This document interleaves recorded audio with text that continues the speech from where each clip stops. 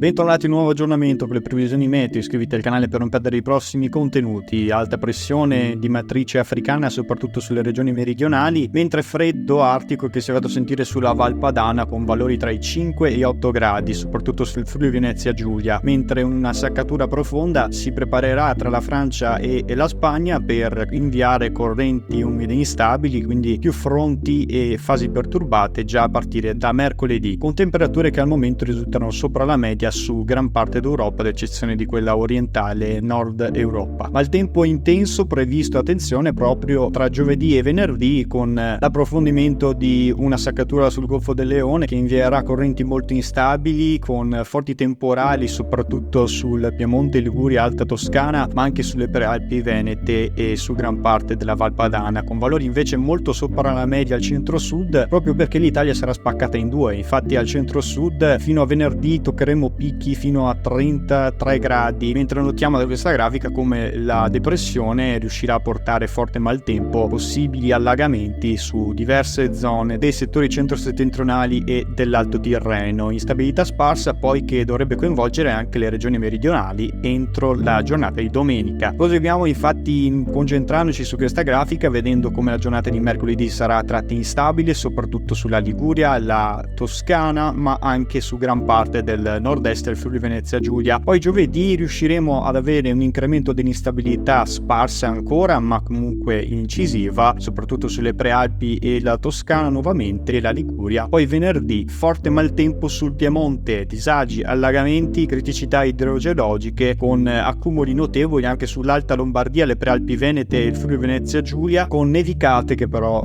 tuttavia saranno oltre i 2500 metri proprio per il flusso di correnti sciroccali. Poi dal weekend il fronte dovrebbe riuscire a coinvolgere anche le regioni meridionali, ma ancora troppo presto per parlarne. Vi rimandiamo ai prossimi aggiornamenti meteo.